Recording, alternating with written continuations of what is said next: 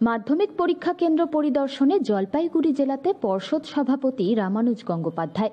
কোচবিহার আলিপুরদুয়ার জেলার পর সোমবার সকালে জলপাইগুড়ির ধূপগুড়ি মহকুমার শালবাড়ি হাই স্কুল এবং ধূপগুড়ি গার্লস হাই স্কুলের মাধ্যমিক পরীক্ষা কেন্দ্র পরিদর্শন করেন তিনি। মূলত পরীক্ষা কেন্দ্রগুলির ব্যবস্থাপনা সমস্যা খতিয়ে দেখতেই পরিদর্শন বলে জানা গিয়েছে। পরিদর্শন শেষে পর্ষদ সভাপতি রামানুজ গঙ্গোপাধ্যায় মালদার ঘটনা প্রসঙ্গে বলেন, আমরা ভালোভাবে পরীক্ষা চালাতে চাইছি, কিন্তু কিছু লোক বিঘ্ন ঘটাতে চাইছে।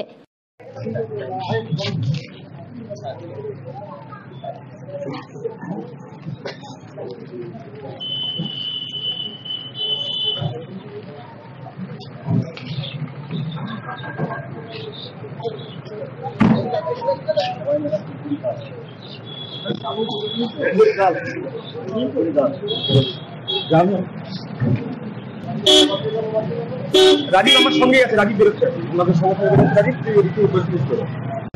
এখন একটা যাবো, এরপরে আরেকটা স্কুলে যাবো, আগে বলতে পারছি না, বাট দুটো স্কুলে যাবো। কি পরিদর্শনে কি দেখছেন মেনলি? দেখুন, আমি আলিপুরদুয়ার, কোচবিহার, এবারে আসছি জলপাইগুড়ি, তো আমি পুরো ট্র্যাকটা কভার করব।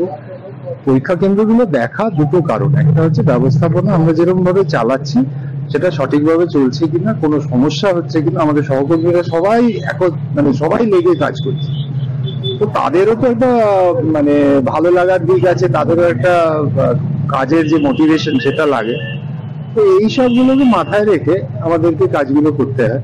কিন্তু মালদা প্রসঙ্গে কি বলবেন, যে পরীক্ষার যেটা ধরা পড়েছিল? আমি তো অলরেডি বলেছি, আর সেখানে পুরোটাই পরিষ্কার যে কি চলছে বা কি চলছে না, সবই দেখিয়ে দিয়েছি যে কি ডকুমেন্টস আছে। ময়নাগুড়িতে তো দেখা গিয়েছে যে দুজন স্টুডেন্টের মোবাইল সিজ হয়েছে, তারপরে তাদের পরীক্ষা বাতিল হয়েছে, এরকম কি আপনাদের কড়া পদক্ষেপ চলবে? কড়া পদক্ষেপ তো চলবে, কড়া পদক্ষেপ চলবেই, কিন্তু এই পদক্ষেপগুলো আসলে কি ডেটারেন্ট।